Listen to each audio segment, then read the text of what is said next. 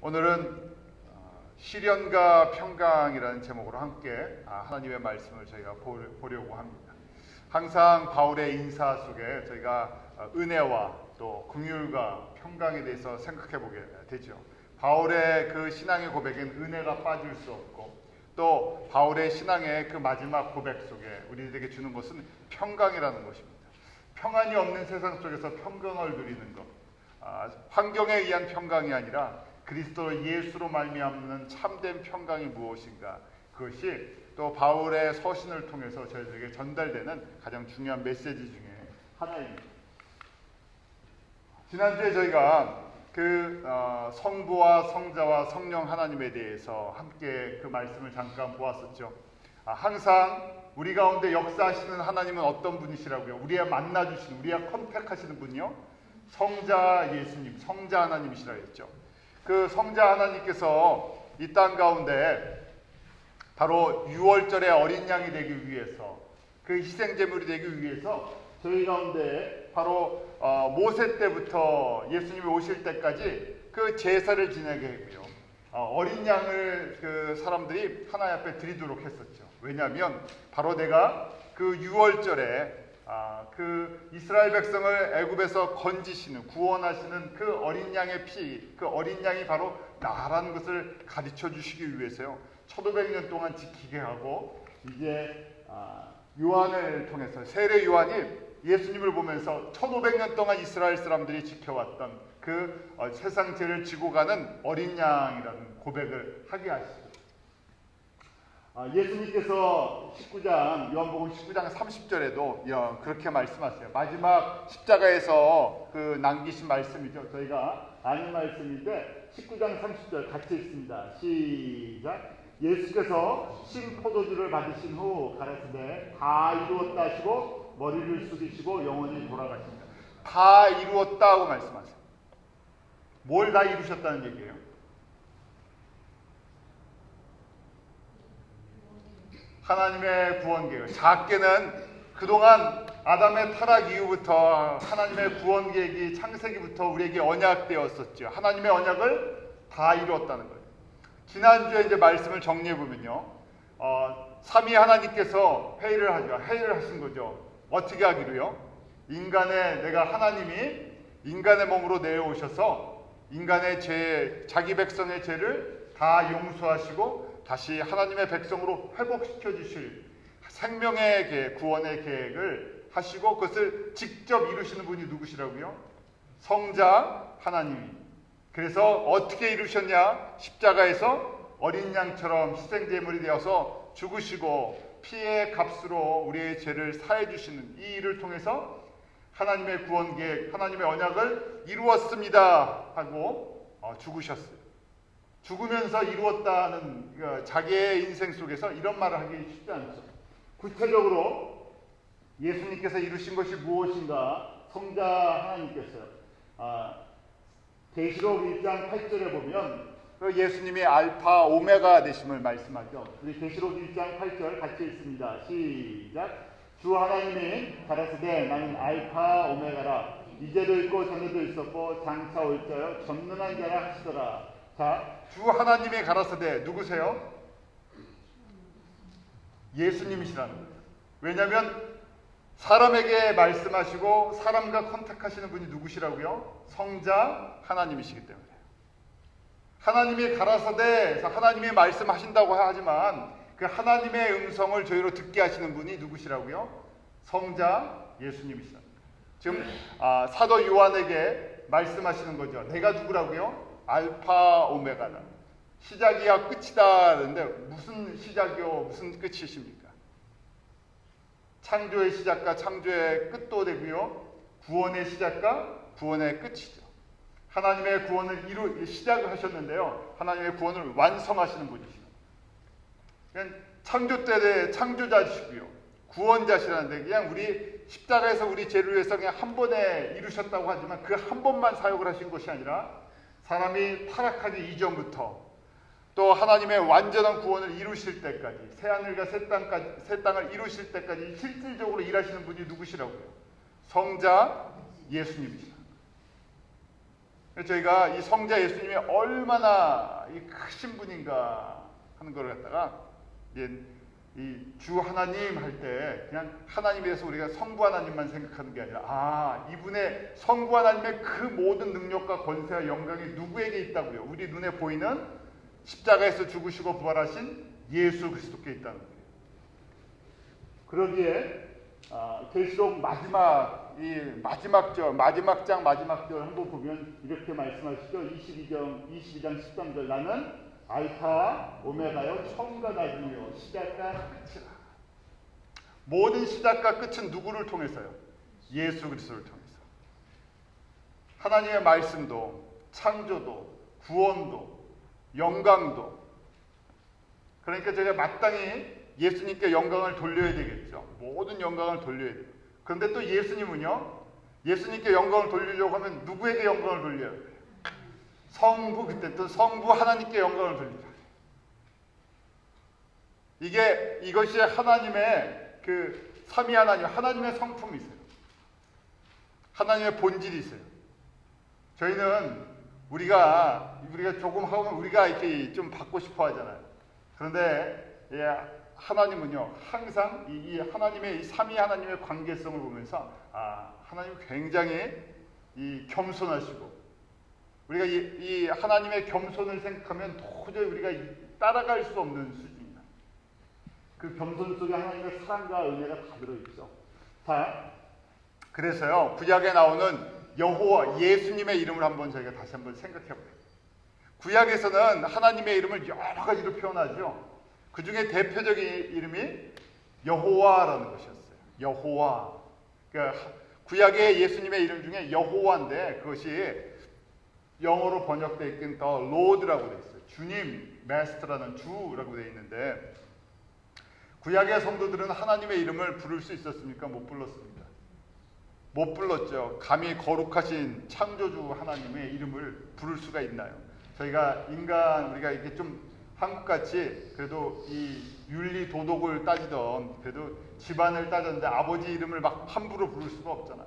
그런데 하물며 우리를 창조하신 하나님의 이름을 부를 수가 있나요? 그래서 하나님의 이름을 부를 수가 없어서 여호와라는 이름을 써놓고요, 그 밑에다가 아도나이라는 이름으로 붙여놨어요. 아도나이가 더 로드라는 얘기예요. 주여, 주님이라고 붙여놨어요. 또 이스라엘 사람들은 지금도 여호와라는 그 글자가 있으면 고개를 숙인다 그랬었죠. 경배, 이름을 부를 수가 없고요, 그냥 고개를 숙여서 존경을 표시할 뿐이에요. 그래서 찬양을 하다가도 우리는 여호와 하면 이게 여호와 이렇게 찬양을 하는데, 이스라엘 사람들은 찬양을 하다가 여호와라는 이름이 나오면 그냥 고개를 숙여요. 숙여서 그 이름을 부르는 대신 우리 최대한의 경배를 갖다 표현해 주는 거예요. 그래서 이 여호와라는 이름이 가장 많이 나오는 건데, 출애굽기 3장 15절을 보면 그 시내산에서 모세가 여호와 하나님을 만나죠. 그때 하나님께서 모세가 이름을 물어보죠. 하나님의 이름을 뭐라고 해야 합니까? 그때 나는 스스로 있는 자다 하고 말씀하시면서 이렇게 말씀하세요. 출애굽기 3장 15절 같이 했습니다. 시작.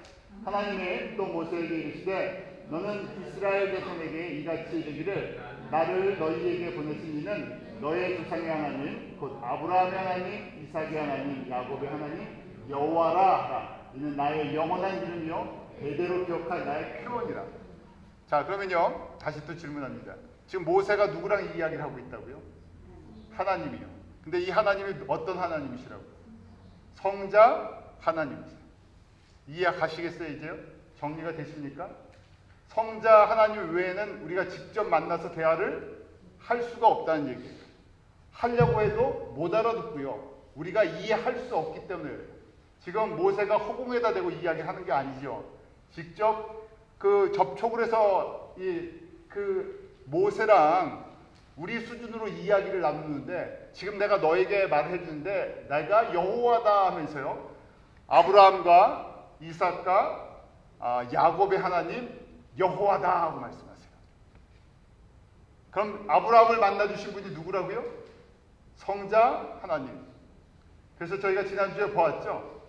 성자 예수님께서 내가 너희 그 조상 아브라함이라는 대단한 믿음의 조상 아브라함이라는 사람도 알고 있고 만났고 그 이전부터 내가 존재한다고 말씀하시죠.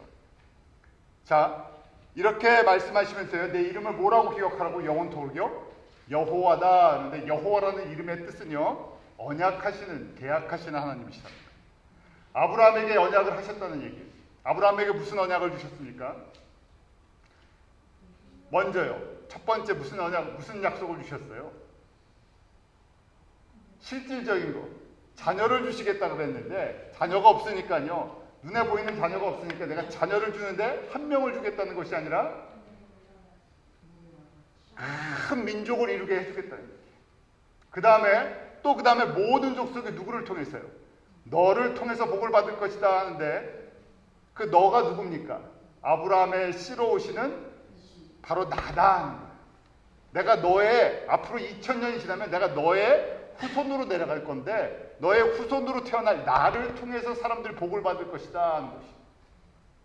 그것을 갈라디아에서 바울이 그것을 깨닫고 아브라함의 씨가 육체적으로는 이삭이었지만 이삭이 아니라 바로 아브라함의 씨로 오시는 예수 그리스도를 통해서 모든 족속이 이 구원의 하나님의 이 구원의 창조의 이 영광 가운데 나아갈 수 있는 그 은혜가 그 가운데 들어있었던 거다. 근데 그 언약을 하시는 분이 누구시라고요? 여호와. 내가 너한테 언약해 줬다. 근데 이 언약은 조금 더 올라가면요. 사실은 이 언약의 근본 있는 언약은 뭡니까? 창세기 3장 15절 여자의 후손으로 가시겠다고 말씀을 하셨어요. 다시 한번 또 정리를 할게요. 헷갈리십니까? 정리가 잘 되셔야 돼요. 자, 창세기 3장 15절은 누가 기록한 거예요? 예? 우리 창세기의 저자는 누굽니까? 모세에게 이 모든 것들을 정리해서 가르쳐 주신 분이 성령의 감동을 받았어요. 근데 이 이야기를 하신 이 언약을 하신 분이 누구시라고요? 성자 여호와시라는 거예요. 내가 그때 3장 15절에 아브라함이 타락할 때 그때 언약을 줬는데 그 언약을 준 여호와가 바로 나라는 얘기예요. 그래서 예수님께서 계시록에 바로 내가 시작과 끝이요 알파 오메가가 된다고 말씀을 하십니다. 이런 틀을 갖다 딱 갖고 계셔야죠. 아, 성경 전체가 무슨 메시지인지를 알아요. 성경은 다른 메시지를 우리에게 전달해 주는 것이 아니라 바로 예수가 여호와신데 하나님의 이 사람이 타락한 아담의 자손, 믿음의 자손들이, 은혜의 자손들이 타락한 이후에 하나님께서 어떻게 이걸 회복시켜 주시는가 하는 것을 갖고 계신 큰 하나님의 뜻이 이루어져 나가는 과정. 자, 그래서요, 여호와 하면 언약하시는데, 언약하시고요, 우리가 하도 믿음이 없으니까 어떻게 합니까? 중간중간에 보여주세요. 진짜를 이루시기 전에 예고편을 자꾸만 보여주셨어요. 그래서 아브라함에게 100세 아들도 주시고 아브라함과 이삭과 야곱을 통해서 이스라엘 민족이 그 애굽에 내려가서요 430년 동안 살다 200만이 넘는 그 숫자가 돼서 큰 민족을 이룬 걸 보여주시고 땅을 주시겠다고 하셨는데 땅이 없었지만요 아브라함에게 땅 주시겠다고 가나안 땅 주시겠다고 하셨죠. 다윗을 통해서 그걸 이루게 하시고요. 그렇게 이루어 나가시는데 진짜는 뭐예요? 이거는 다 증표라는 얘기예요. 증거의 일부분이고요. 프로프. 진짜는요. 나단 여호와 나 자신이라는 거예요. 내가 여호와다. 내가 너희들을 구원할 내가 그 하나님이다. 내가 너희들을 구원하려고 약속했던 그 사람이다. 그 하나님이다. 그분 사람이라니까 이상하네요. 그분이다 하고 가르쳐주는 거예요. 그래서 진짜를 보라고요. 그 구약의 여호와라는 이름 속에 또 여호와만 나오는 것이 아니라 동시에 거기에 이름이 또 다른 것들이 많이 있죠. 몇 가지만 더 적어서 여호와 샬롬 하면 여호와는 뭐 어떤 분이시라고요? 평강의 하나님이시다. 그러니까 여호와라는 것 속에는요. 저희가 항상 들으면 여호와는 무엇으로 우리의 구원을 완성하셨어요? 십자가에서요. 무엇으로요? 십자가에서. 예수 그리스도의 그 성자의 피로 말미암아 하나님의 피로 말미암아 우리의 죄를 용서해 주시고 씻어 주시고 우리의 피값을 죄값을 다 치러 주시고 그리고 우리에게 새 생명을 주셨어요. 그래서 여호와에는 구체적으로 무슨 약속이 들어가 있어요? 피의 언약이 들어가 있는 거예요. 피가 없이는 제사가 안 되잖아요. 그래서 여호와라는 것은 무엇으로 하나님께서 구원을 완성하실 건가? 나의 피라는 거예요. 나의 피를 내가 피 흘려서 내 진짜 피를 줘서 너희 피 갖고는 영생할 수 있는 영원한 생명의 피가 없기 때문에 내 피를 직접 주시겠다는 거예요. 그래서 여호와를 저희가 이름을 부를 때마다 무엇을 바라봐야 한다고요? 십자가에 흘리시는 예수 그리스도의 피를 볼 줄 알아야 돼요.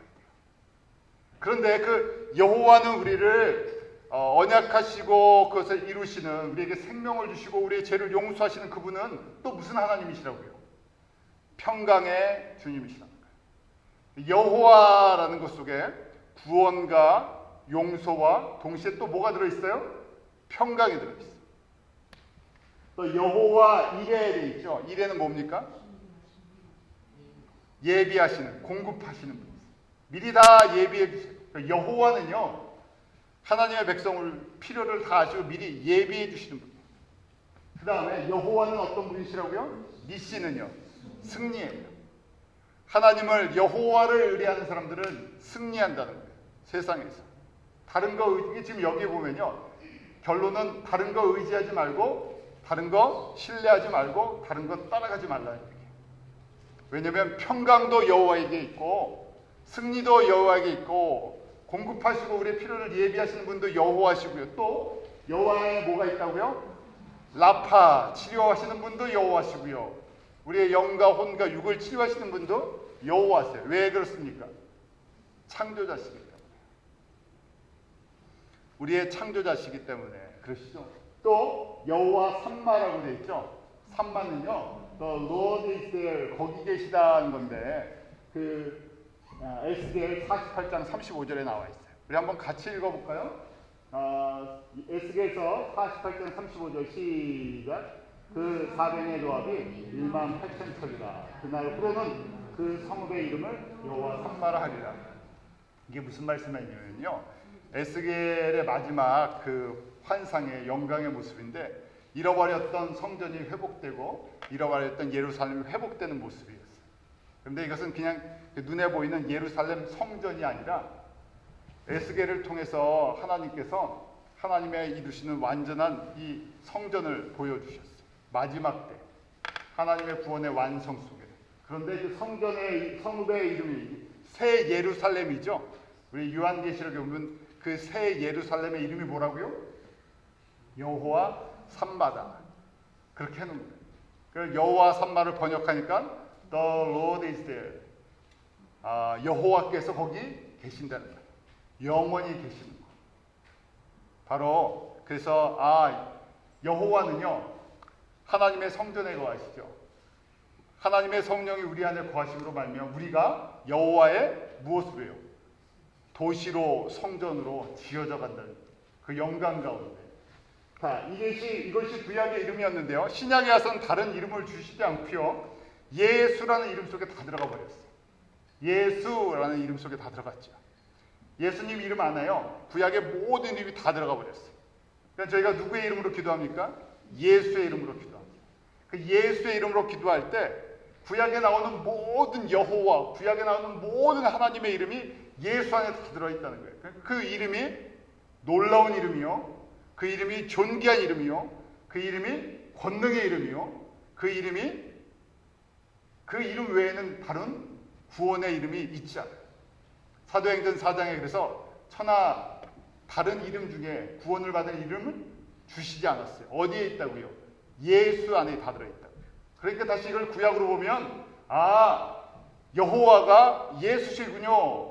그 여호와라는 모든 이름의 여러 가지 모습을 보면서 예수님이 어떤 분이신지, 하나님이 어떤 분이신지 저에게 가르쳐 주시는 거예요. 전에도 저희가 공부했었죠. 여호와의 이름만 순서적으로, 여호와의 이름만 하나씩 기억하면서 그거 묵상하고요. 여호와는 이런 분이시죠. 여호와는 우리를 위해서 평강을 주시고, 그 다음 우리의 공급자가 되어주시고, 우리의 치료자가 되어주시고, 우리의 함께 거하시는 분이시고, 그것을 고백하기만 해도 그게 하나님의 뜻이에요. 내가 어떤 존재인지 네가 이제 조금씩 아는구나. 자꾸만 그것을 깊게 묵상을 해야 돼요. 그때 믿음이 생기는 거예요.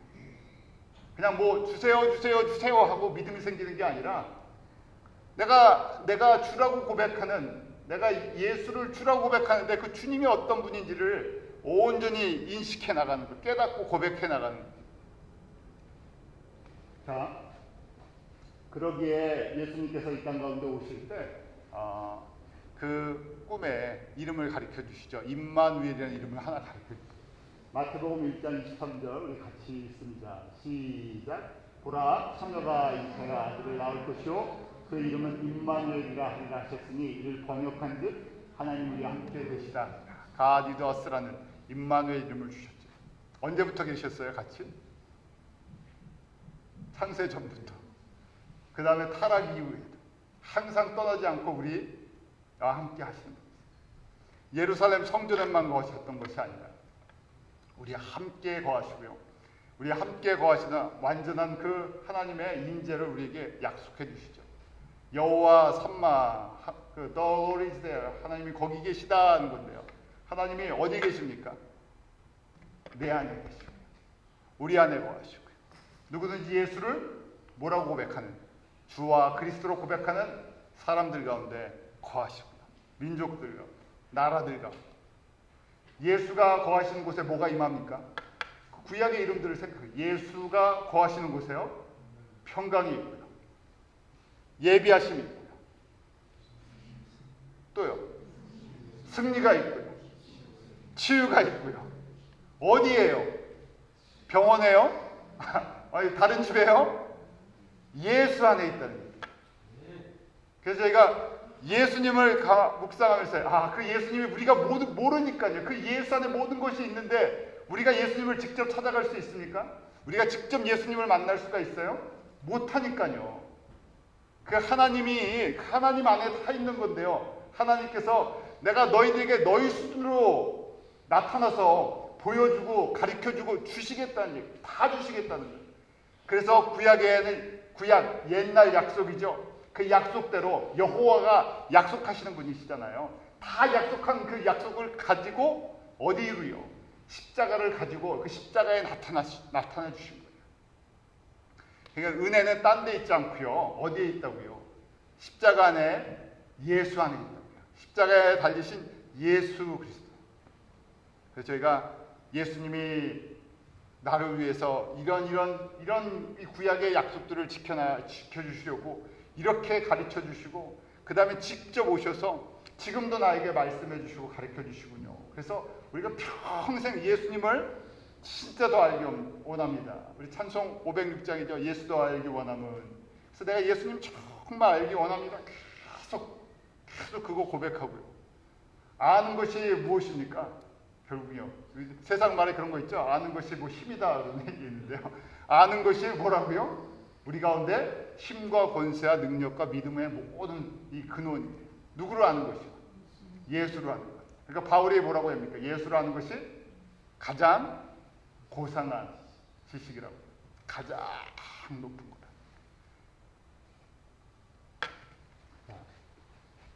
거다. 이 예수님께서요, 구약의 이 설명을 하시면서요, 또 이제 뭐 그런 것을 보여주시죠. 예수님께서 그 최고의 계명, 첫 번째 계명이 무엇인가? 내 마음과 성품과 뜻과 힘을 다하여 주 너의 하나님을 사랑하라 그랬죠. 이때는 어떤 하나님을 지칭하겠어요? 성부 하나님을 지칭을 해요. 성부 하나님을 사랑하고 성부 하나님에게 영광을 돌려라. 그런데 사실은 이 구약의 계명을 이야기할 때 우리가 십계명을 이야기하는데, 십계명을 주신 분이 누구세요? 십계명을 모세에게, 성자 또 하나님이세요. 그러니까 이게 이제 저희가 정리를 해나가는 거예요. 왜냐하면, 자, 우리 출애굽기 20장에 하나님께서 누구를 만나주세요? 모세를 만나주셔서 시내산에서 모세에게 십계명을 주세요. 근데 모세가 성부 하나님을 만난 겁니까? 성자 하나님을 만납니까? 성부 하나님을 만날 수 있습니까? 못 만납니까? 만나도 인식을 못해요. 그러니까 사람이 인식을 하는 하나님은 어떤 형태라고요? 성자 예수님이라는, 성자 하나님이라는 거예요. 구약의 성자 하나님이 신약의 예수의 이름으로 오신 거예요. 그래서 그 성자 하나님이 모세에게 말씀하신 거죠. 출애굽기 20장에 나는 너를 애굽 땅 종되었던 집에서 인도해낸 너의 하나님이 누구라고요? 여호와다. 내가 아브라함에게 언약해줬고 이삭에게 언약해줬고 야곱에게 언약해줬고 그것을 직접 실행하시는 분이 누구시라고요?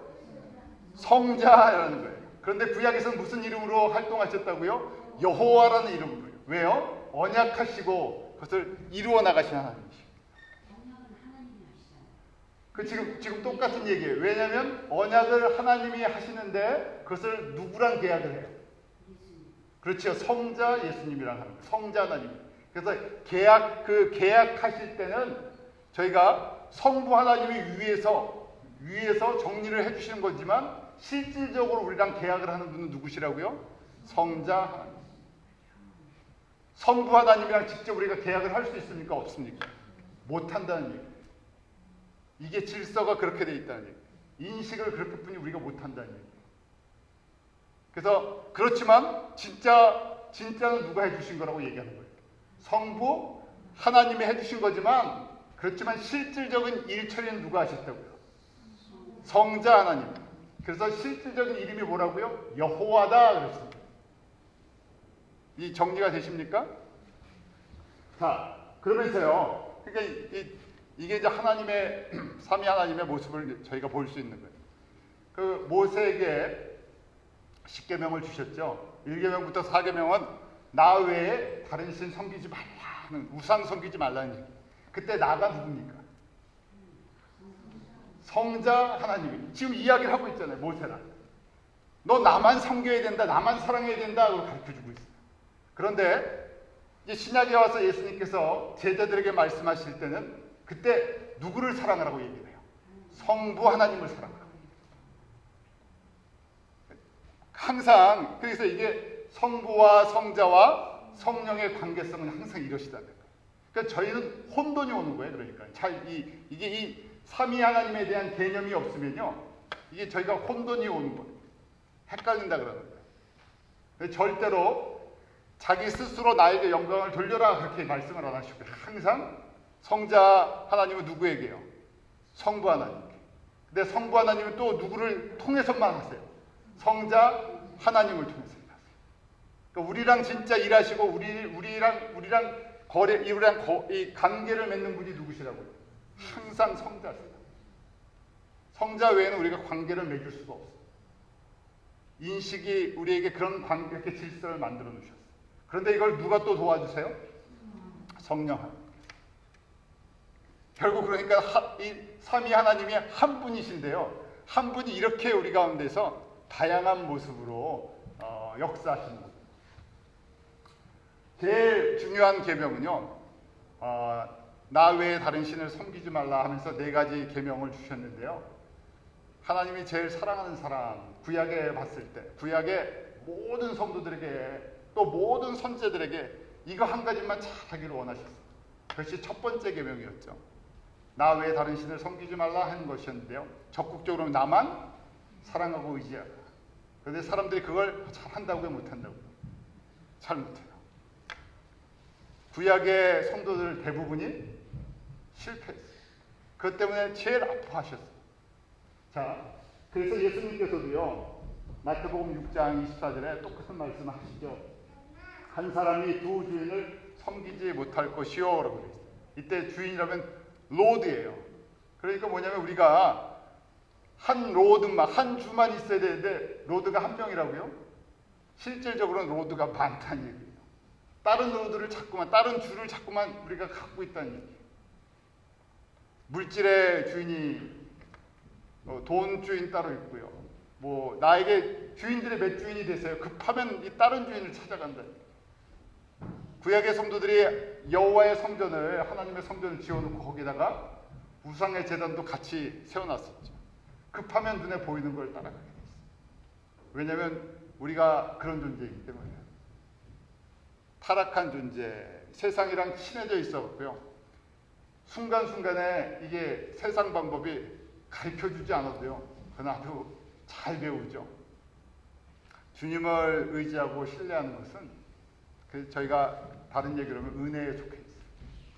하나님의 말씀을 듣고 내가 내가 불안한데 뭘 의지하면 불안해요? 하나님을 의지하면 불안할 때가 있어요. 당장은 뭘 의지하는 게 편해요? 세상을 의지하는 게 편할 때가 있어요. 그때 이제 또 묵상을 하는 거죠. 여호와는 하면서 누구신가? 예수님은 나에게 누구신가? 그래야 간신히 예수님을 붙잡고요. 두 주인을 안 섬기는, 저희 안에 계속 그런 훈련을 하는 거예요. 이 세상에서요. 두 주인 안 섬기려는 훈련이에요. 바울의 이제 서신서 13가지를 한번 정리를 해드릴게요. 바울이 13개의 서신서를 기록을 저희들에게 편지를 남겨줬어요. 순서를 조금 아시는 것이 좋을 것 같아서 이렇게 정리를 했어요. 바울이 몇 년도에 태어났다고 말씀드렸습니까? 5년에. 그래서 제가 30세, 35년에 다메섹에서 예수님 만날 때부터 기록을 했습니다. 자, 10년 동안 훈련을 받았어요. 10년 동안 훈련을 받고 45년도에 안디옥교에서 처음에 교육전도사로 시작을 했다. 그리고 46년부터 48년까지 1차 선교여행을 했다. 48년입니다. 그리고 바로 그 다음에 49년도에 공의회가 있습니다. 예루살렘 공의회에 처음 공의회가 모였는데 그 안에 벌써 무슨 문제가 생겼어요. 왜 처음으로 이 예루살렘에서 모여서 회의를 하게 됐습니까? 이슈가 뭐였어요?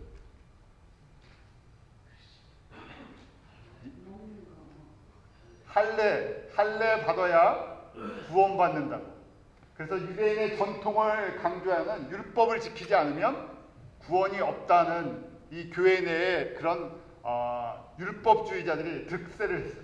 지금 몇 년뿐이 안 됐어요. 교회가 세워진 지요. 한 40년, 15년 정도 됐죠. 15년 정도 되니까요. 벌써 또 교회 내에 성도들 중에서 율법주의자들, 할례파라 그러죠. 할례를 받아야 모세 율법을 지켜야 구원을 받는 것이다 하는 사람들이 점점 강하게 얘기를 했습니다. 그런데 사실은 사도행전과 바울의 서신서를 보면 바울을 가장 힘들게 했던 사람들이 누굽니까? 바로 유대인 크리스찬들 할례파, 이 첫 번째 회의를 하게 만들었던 이 사람들이 가장 복음의 방해 역할을 하는 교회 내의 성도들의 그 대표성을 갖고 있었어요. 몇 년뿐이 안 됐는데요. 예수님이 부활하고 승천하신 지 20년뿐이 안 됐어요. 이 문제가 20년뿐이 안 된데 그때 성령의 역사와 말씀의 능력이 그렇게 강하게 일어났음에도 불구하고 그것이 2000년이 지금 흘렀으니까요. 저희 안에는 저희도 모르는 사이에 2000년이라는 이런 것들이 다 깔려 있는 거예요. 뭐 요새 나오는 신종 이단들만 주의하는 것이 아니라 이단이 벌써 지금부터 이 교회가 생긴 지 얼마 안 돼서부터 계속 별의별 신화와 그 다음에 유전과 법과 이 안에 신앙의 전통과 이런 것 때문에요. 얽히고 설키기 시작한 것이 2000년이 흘러와서 그러면서 하나님께서 그 가운데 바꿔 나가시면서 새로 그 순수성을 유지하시는 거죠. 바꾸는 것이 아니라 복음의 순수성을 유지하게 하시면서요. 지금까지 역사하신 것이죠. 자, 첫 번째 서신서를 갈라디아서라고 보통 이야기를 합니다. 왜냐하면 이 안에 할례파 사람들이 이 갈라디아서를 통해서요. 이 안에 어떤 영향력을 주었는지에 대해서 경고를 해주고 있어요. 그 갈라디아서가 처음 기록됐고 2차 선교여행할 때 데살로니가 전서, 데살로니가 후서를 기록합니다. 고린도에서요. 그 다음에 3차 여행을 할 때 그 고린도 전서를 기록해줘요. 에베소에서요. 그리고 로마서를 기록해줘요. 앞으로 마지막 내가 로마를 갈 것이다 하면서 로마에 편지를 보내주죠. 그리고 1차 투옥이 됐을 때 저희가 잘 아는 그 옥중서심, 감옥에서 편지를 쓰는 것이죠. 에베소, 빌립보서, 골로새서, 빌레몬서. 그리고 나서 잠시 풀려서 4차 여행을 하는 중에 저희가 지금 아침에 묵상하고 이 새벽에 묵상하는 디모데 전서, 디도서를 목회 서신으로 이제 마지막 사랑하는 그 영적인 자녀들에게 이렇게 하나님의 나라를, 하나님의 교회를 섬겨야 한다고 가르쳐 주죠. 그리고 마지막으로 2차 투옥이 돼서 남긴 것이 사랑하는 아들 디모데에게 디모데 후서를 남겨줍니다. 가능하면 요거를 순서대로 잘 기억해 두시면요. 사도행전을 보면서 저희가 사도행전을 볼 때 여기서 이렇게 편지를 기록했고 이런 문제가 있었구나 했고 사도행전과 이 서신서를 서로 연결을 시켜서 보실 수가 있어요. 자, 바울은요 항상 자기는 하나님의 은혜로 말미암아라고 강조해요. 은혜로 말미암아 죄인 중에 개수인 내가 구원을 받고 은혜로 말미암아 사도의 직분을 받고 은혜로 말미암아 이방인의 사도가 되었고 은혜로 말미암아 모든 것이 하나님의 은혜예요. 그래서 저희가 처음에 이 바울의 신학을 공부할 때 은혜다 그랬어요. 바울은 처음부터 끝까지 무슨 고백을 해요? 은혜라는 것이죠. 그 은혜가 무슨 뜻입니까?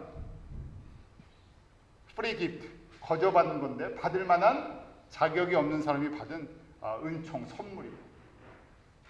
바울은 구원도, 바울이 직분을 지키고 섬기는 것, 바울이 된 것, 바울이 이렇게 섬겨나 모든 것이 다 하나님의 은혜의 선물이라는 거예요. 그렇다고 바울이 그럼 아무것도 안 했습니까? 바울이 열심과 노력으로 하면요 최고로 했었죠. 그런데 자신의 열심과 노력과 그걸 강조하는 것이 아니라 바울의 고백을 보면 내가 열심히 주님을 섬길 수 있게 해준 것, 열심히 복음 전하게 해준 것, 열심히 지금 다니면서 섬기는 것, 이것도 뭐라고요? 은혜라는 거예요. 주님께서 그런 은혜를 주셨다는 거예요. 그럼 그 은혜는 어디서부터 오는 겁니까? 하는 것이 이제 저희가 갖고 있는 숙제예요. 은혜는 어디서부터 옵니까? 예수 그리스도를 만날 때부터. 어디서 만납니까? 예수를? 십자가에서. 그래서 바울이 항상 십자가의 예수를 강조합니다. 십자가로 더 가까이, 십자가로 가까이 나아갈 때마다 은혜가 마치 그냥 저희 가운데 떨어진다고 얘기해요. 그때 은혜가 떨어져요. 다른 데에서 은혜가 있는 것이 아니에요. 그런데 내가 예수를 십자가에서 만나는 그 은혜가 모든 것에 적용이 된다는 거예요. 그래서 바울은 은혜의 사도였죠. 그래서 자기 자신을 고백할 때 예수 그리스도의 종 아니면 예수 그리스도의 사도, 또 빌레몬서에는 예수 그리스도를 위해서 갇힌 자다. 억지로 되는 것이 아니라 내 기꺼이 예수 그리스도의 종이라고 할 때는 a servant라고 얘기했죠. A servant of Christ Jesus. 나는 예수의 종이라는 거예요. 근데 이것도 뭐라고요? 이 직분을 받은 것이 은혜의 직분이다. 세상에 노예가 된다는 게 은혜라고 할 사람이 어디 있겠습니까? 그런데 예수님을 위해서 노예가 됐던, 예수님을 위해서 일할 수 있게 기회를 주신 것, 그거 자체가 은혜라는 거예요. 그러니까 어떻게 하겠습니까? 생명을 다해서 그걸 다 감당할 거예요. 왜냐하면 이게 내가 이 직분을 받을 수 있는 예수 그리스도의 것이다, 예수 그리스도의 종이다, 예수 그리스도의 사도다, 예수 그리스도를 위해서 움직일 수도 있고 예수 그리스도를 위해서 일할 수도 있고 예수 그리스도를 위해서 어디까지요? 감옥에 가는 것도 은혜라는 얘기예요. 감옥에 가는 게 뭐 은혜입니까? 매 맞는 게 뭐 은혜입니까? 고난받는 게 뭐 은혜입니까? 그런데 바울은 뭐라고요? 이게 다 은혜라는 얘기예요. 왜요? 이제 그게 이제 그 다음 이제 답이에요. 아니 분명히 예수님 때문에 핍박을 받고 고난을 받고 매를 맞고 다 잃어버리고 죽을 것 같은 것을 몇 번 그런 고비를 넘기고 이게 무슨 어떻게 은혜라고 이야기할 수 있겠습니까? 그런데 그 속에서 하나님의 또 은혜가 있다는 얘기예요. 자, 저희가 그걸 보죠. 은혜는요, 저희 가운데 하나님의 긍휼을 알게 해주세요. 이 은혜랑 긍휼이랑 디모데 전후서에는 은혜와 긍휼과 평강을 그렇게 강조해 주죠. 근데 평강은요 어디서부터 온다고요? 은혜를 깨달으면 평강이 와요. 우리가 이게 세상 사람들이 얘기하는 평강은 어디서부터 옵니까? 안전한 것, 건강한 것, 넉넉한 것, 뭐 이런 것에서 우리가 평강을 찾아요. 은행에 잔고가 없으면 뭐가 사라집니까? 평강이 사라져요.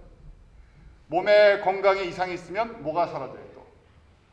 마음이 흔들리기 시작해요. 평강이 사라져요. 조금 어려운 일을 당하면 또 어떻게 됩니까? 내가 이거 해결을 못하는 어려운 일이 조금 생기면요, 머리가 벌써 지끈지끈하면서요 평강을 또 잃어버려요. 그래서 저희가 이 두 가지는 항상 같이 가는데요, 결론은 은혜로 시작하면 열매가 뭐라고요? 평강이 결론적인 열매예요. 평강이 없으면 다시 거꾸로 뒤집는 거예요. 평강이 없으면 뭘 아직 아직 뭐가 제대로 공급이 안 됐다는, 뭐가 막혔다는 거예요.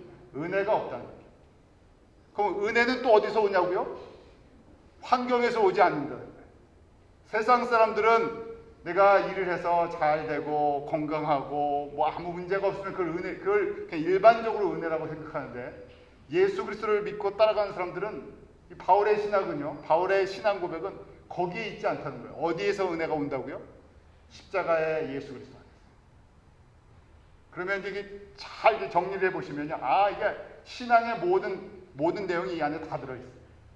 우리가 평강을 얻지 못하는 것, 무엇이 이 공급이 피로 얘기하면요, 뭐가 막혔다는 얘기, 은혜가 막혔다는 건데, 은혜가 막힐 수가 있습니까? 우리에게 다른 건 다 막혀도요, 문제가 생기는 것처럼 보이지만 어느 길은 열려있다. 사방에 다 둘러싸여 있어도 하나님을 향한 길은 예수님께서 활짝 열려주셨어요. 예수님이 바로 은혜의 주인공이십니까? 그런데 그럼 어디에 문제가 생겼다는 얘기예요? 나와 예수님과의 관계 속에 문제가 있다. 근데 무슨 문제가 있나? 내가 예수를 제대로 묵상을 깊게 십자가에서 만나지 못한다는 얘기예요. 환경 속에서 만나기 때문에. 저희가 신앙생활을 그렇게 이제 해오잖아요. 모든 것이 잘 되면 주님의 은혜고, 잘 안 되면요, 은혜가, 주님께서 나에게 은혜를 안 베푼다고 생각을 해요. 근데 이게 바울이 환경을 갖고 이야기하지 않고요, 은혜의 주인공이신 예수 그리스도와 나의 관계. 그러니까 내가 누구 앞에 나가야 되는 거냐면 십자가를 바라보고 그 십자가에서 지금 여호와의 이름으로 만나는 예수 그리스도를 계속 만나야 되는데 딴 걸 자꾸만 만난다는 거예요. 문제를 갖고 나가니까요, 문제가 잘 되면, 문제를 갖고 나가서 잘 되면 은혜 받았다 그러고, 문제를 갖고 나갔는데 잘 안 돼요, 내 뜻대로. 그럼 은혜가 없다고 생각을 해요. 그게 은혜가, 그거는 아주 기초적인, 그거는 누구나 다 아는, 세상 사람들도 이야기하는 거고요. 지금 바울이 그래서 항상 은혜와 평강을 강조하는 거예요. 그때 은혜는 십자가로부터 오는, 지금 제가 서론을 이렇게 설명해 드립니다. 바울이 갖고 있는 신앙의 고백이 바로 구약의 여호와가 나의 예수님이셨군요 하는 것을 알고 있으니까, 난 그분이 나의 주님 되신 것, 그분의 내가 어떤 종이라고요? 신명기에 깃둘린 종, 자유의 종이 된 것도 내가 정말 주인을 제대로 만났군요. 잘 만났는데 내가 주인을 고른 것이 아니라 누가요? 예수라는 주인이 나를 골라주신 게 은혜예요.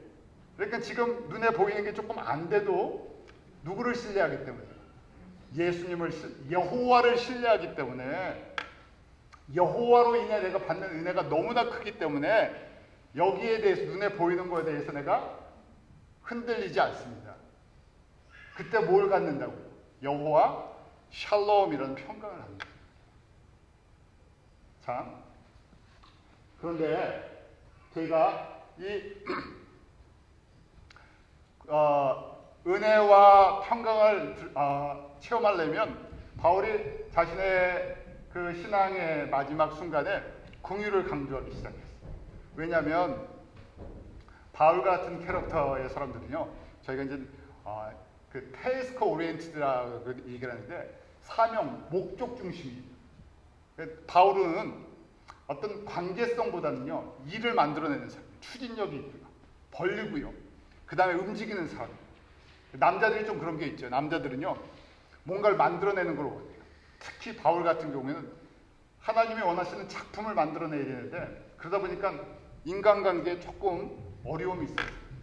왜냐면 강하기 때문에요. 그 목적을 따라 그냥 추진해서 나가니까요. 근데 자기가 이제 이 땅의 사역을 다 정리하고 떠날 때가 됐을 때, 이 긍휼이라는 것을 한 30여 년 동안 깊게 체험한 거예요. 긍휼이 뭔가 했더니, 하나님이 나를 어떻게 생각해 주셨다고요? 불쌍히 생각해 주셔서, 멀시, 이 긍휼이라는 말은 멀시라고 되어 있죠.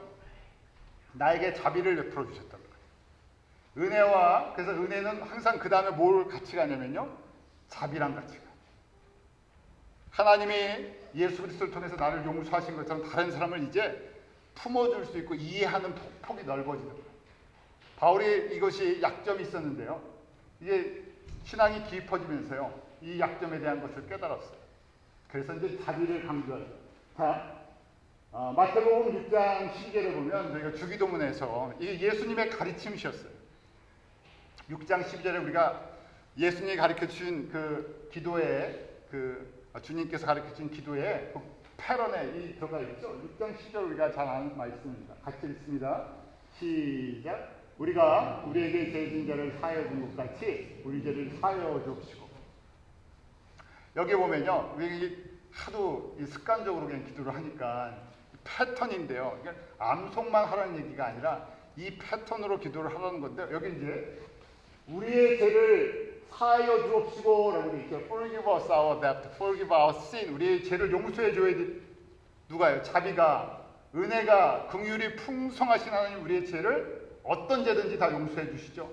저는 미쁘사 신실하시고요. 사랑이 넘쳐서 우리 죄를 우리가 고백하면요. 모든 걸 이미 십자가에서 다 용서해 주시기로 작정을 하실 거예요.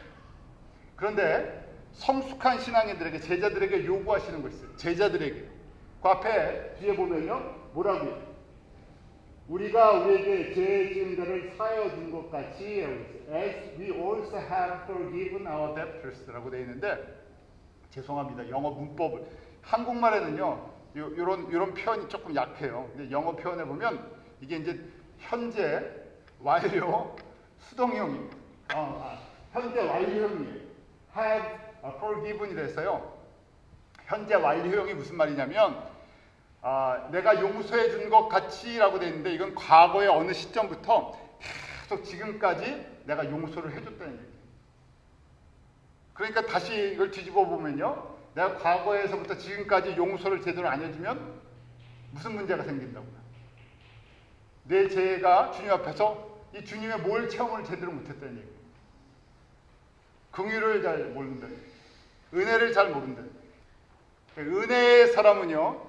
내가 은혜를 받으면 뭘 베푼다고요? 은혜를 베푸는데 그것이 긍휼의 형태로, 멀시의 형태로 나오는 거예요.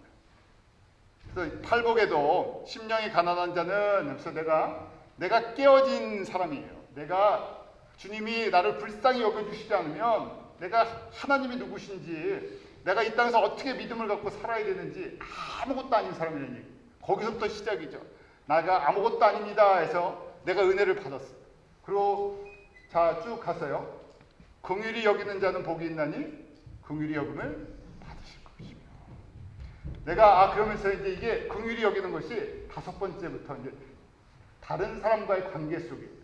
그래서 첫 번째부터 네 번째까지 팔복에 나와 하나님의 관계가 온전해지면 다시 은혜의 관계가 형성이 됩니다.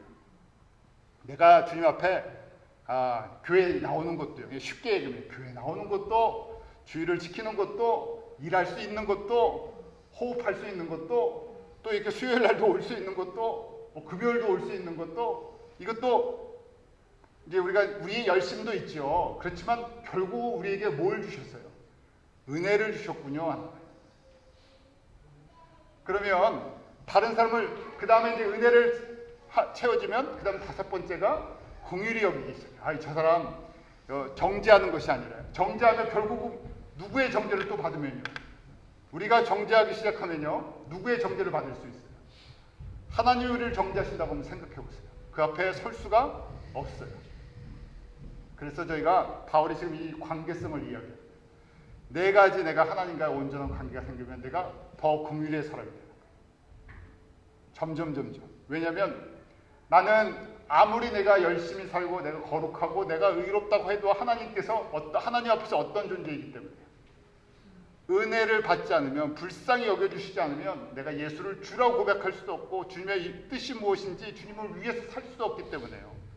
그래서 그 다음부터 이제 사람들을 처음부터 용서가 안 되면 이해하기 시작해요. 이해해 주려고요. 그럴 수도 있지. 저런 사람도 있고 저런 사람도 있고 하나님께서 주신 은혜의 분량이 다 다르니까. 그러면서 긍휼히 여겨주기 시작해요. 불쌍히 생각한다는 거예요.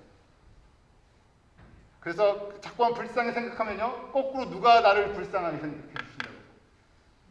주님께서 그게 바로 내 마음이다 하고 자꾸만 주님의 마음을 주세요. 그러니까 뭐가 더 풍성해져요? 은혜가 더 풍성해져요. 참 이 관계성이 참 재밌죠. 삼위의 하나님이 서로를 높여주시고 서로를 배려하시고 서로의 영광을 위해 사는 것처럼요. 성도의 삶 똑같은 거예요. 하나님과 내가 하나님을 진정으로 사랑하면 이게 은혜군요 하고 그 다음부터 주님이 나 같은 사람에게 왜 이렇게 나에게 자비를 베풀어 주셨습니까 하면서 자비를 사람들에게 조금씩 베풀어 주기 시작해요. 그러니까 은혜가 그럼 은혜라는 통로가 점점 커져요. 그래서 결론이요. 우리가 잘 아는 말씀이죠. 이것은 마태복음 18장에 베드로에게 주셨던 말씀이에요. 7번씩 70번 용서해 주라는 것. 왜냐하면 우리를 용서하신 분이 얼마를 빚을 탕감해 주셨느냐. 1만 달란트를 우리 용서해 주시고 자비를 베풀어 주셨는데 우리가 하는 건 얼마짜리라고요? 100달이 정도도 안 되는 거예요. 그러니까 얼마를 더 해줘야 돼요? 아무리 다 우리가 긍휼을 베풀어도 누구의 은혜를 갚을 수가 없어요. 주님의 은혜를 갚을 수가 없어요. 그러니까 어떻게 돼요? 은혜를 많이 받은 사람은 뭘 많이 베풀어야 돼요? 사람들을 긍휼히 여겨줘야 돼요. 불쌍히 여겨줘야 돼요. 왜 우리가 선교도 마찬가지예요. 그냥 맹목적으로 하는 게 아니라 그 영혼이 불쌍한 거예요. 그 나라가 불쌍한 거예요. 왜요? 그냥 눈에 보여서요? 아니요. 내가 받은 것이 나와 같은 사람을 하나님께서 100년 전에 우리에게 한국 사람들을 불쌍히 여겨주셔서 선교사님들과 복음을 전해주시지 않았어요. 우리가 이 자리에 아무도 설 수 없어요. 똑같은 눈으로 내가 그런 걸 받았는데 빚진 자잖아요. 그래서 똑같이 보는 거예요. 자, 그러면요. 내 시험과 마지막 평강이 찾아. 결론은 그렇습니다. 하나님이 사랑하는 자에게 뭘 주신다고요? 시험을 주세요. 이때 시험이 두 가지 시험이 있죠. 시련, 트라이얼과 템테이션이 있어요. 사랑하는 자에게 주시는 트라이얼, 하나님께서 우리에게 하나님의 은혜의 그릇을 크게 만드셔서 하나님의 이 영광의 자리에 들어가게 하시려고요. 그거 할 때 내가 끼어지는 과정이 트라이얼. 그래서 사랑하는 자, 이건 모든 사람이 받는 게 아니라 하나님이 사랑하시는 자들에게 뭘 주신다고요? 이런 트라이얼을 주세요. 그래서 야고보서 1장 2절의 말씀이죠. 우리 한번 같이 읽습니다. 시작. 내 형제들아, 너희가 여러 가지 시험을 만나거든 온전히 기쁘게 여겨. 이때 이 시험이라는 것은 페라스모스라는 이 트라이얼이라는 하나님께서 우리 그릇을 넓혀주시려고 깨뜨려 주시고 우리를 은혜의 그릇, 은혜의 통로, 하나님의 그 긍휼의 그릇, 그 은혜의 통로, 복음의 그릇, 복음의 통로가 되려면 어떻게 해야 된다고요? 내가 먼저 내가 좀 바뀌어야 돼. 그릇이 바뀌어야 돼. 사람의 그릇 바뀌는 게 제일 어렵습니다. 이게 안 바뀌어요. 그냥 갖고 있는 그대로 갖고 있으려고 하고요. 더 작아져요. 그릇이. 내가 살아온 세계가 점점 이 나를 작게 만들어요. 그래서 하나님께서 인위적으로 하나님의 방법으로 우리를 깨뜨려 주세요. 근데 아픔을 주시고 하나님께서 시련을 주신다고 거꾸로 다운이 돼버리면 어떻게 돼요? 그릇이 하나님께서 훈련을 주시는 목적을 이룰 수가 없어요. 그래서 지금 야고보 사도가 이런 시련을 만나거든 기쁘게 여기라. 왜 기쁘게 여기나? 너희 믿음의 시련이 인내를 만들어내는 줄 아니라. 인내를 온전히 이루라. 이는 너희를 온전하고 구비하여 조금도 부족함이 없게 하리라. 어떻게 하신다고요? 온전하고 이 그릇으로 얘기하면요. 크고요. 온전하고 퍼펙트하고 완전한 그릇으로 하나님께서 마음껏 쓰실 수 있는 그릇으로 딱 만들어 나가십니다. 그래서 베드로는 무슨 표현을 씁니까? 불시험이라고 이야기를 하죠. 그러니까 바울이 이러한 것을 갖고 있었어요. 그래서 바울이 예수 그리스도 때문에 받는 시련을 즐거워했어요. 그것으로 인해서 낙심을 하지 않았어요. 다시 마태복음 5장 10절 예수님께서 하신 말씀이죠. 마지막 팔복의 모습이죠. 의를 위하여 핍박을 받는 자. 그런데 이런 사람이 어떤 사람인가 했더니 선지자와 같은 사람입니다. 근데 선지자가 누구에게 핍박을 받았습니까? 우상 섬기는 유대 성도들이에요. 그래서 우상을 섬기는 사람들이 누구를 핍박하게 돼 있어요? 우상 안 섬기는 성도들. 그럴 때 어떻게 하라고요? 기뻐하고 즐거워하라. 왜냐하면 하나님께서 이렇게 해서 우리에게 상을 주실 수 있는 하나님의 그릇으로 만들어 나가십니다. 그러니까 바울이 가장 고통의 시간을 보낼 때 그때 이 말씀들을 묵상하면서요. 그때 뭘 가질 수 있었다고요? 평강. 그래서 바울이 항상 강조하는 것이 신앙생활의 가장 큰 열매가 무엇인가? 은혜로 시작해서 은혜는 저희들에게 긍휼이라는 것을 갖다가 알게 하고 긍휼을 베풀면서 우리가 이 은혜를 깊게 이 은혜와 긍휼이 같이 마치 통로가 되세요. 우리 은혜의 문을 더 열어주니까 그 다음에 뭐가 찾아온다고요? 여호와 샬롬. 나에게 구원만 주신 것이 아니라 나에게 평강을 주시는 하나님이 나의 평강이 되어주신다. 참 이러면 멋지지 않겠습니까? 이게 환경에 흔들리지 않는 사람들이고요. 또 부주인을 섬기지 않았을 때 이런 모습이 나오고요. 근데 이것도 바울의 고백 속에는 뭡니까? 이렇게 살아갈 수 있게 해주시는 것이 하나님의 은혜라. 은혜가 참 크죠. 저희 가운데 이런 은혜와 이런 긍휼과 이런 평강이 우리에게 허락되실 수 있도록 주님 나에게 이런 은혜와 이런 긍휼과 이런 평강의 사람 되게 해주십시오. 우리가 그냥 되게 해주십시오 되게 해주십시오 한다고 되는 건 아니지만요. 주님 이런 은혜, 난 이런 은혜의 자리에 들어가고 싶습니다 하는 고백을 주님 앞에서 더 간절하게 하는 그런 시간들이 저와 여러분에게 있기를 원합니다. 기도하겠습니다. 하나님 아버지, 우리가 이 시간 예수 그리스도를 나의 주 나의 하나님으로 고백하며 하나님의 말씀을 같이 나누며 주님의 그 은혜를 다시금 생각할 수 있는 이 모든 것 하나님의 선물인 것을 압니다. 저희 모든 성도들 은혜의 사람 되게 하시고 은혜를 체험할수록 더 긍휼의 사람 되게 하시고 긍휼을 체험하면서 하나님이 주시는 평강의 그런 열매를 맺어가게 해주시옵소서. 아버지 하나님, 세상의 그 요란함과 혼란함과 또 유혹 속에서 저희가 두 주인 섬기지 않게 하시고 예수님만 사랑하고 예수님을 위해 일하고 예수님을 위해서 우리가 살아가는 이 모든 것이 하나님의 주시는 은혜인 것을 잊지 않고 그 평강의 주인공이신 예수 그리스도와 날마다 동행하는 은혜를 우리 모든 성도들이 함께 누리게 하여 주시옵소서. 예수님의 이름으로 기도합나이다. 아멘.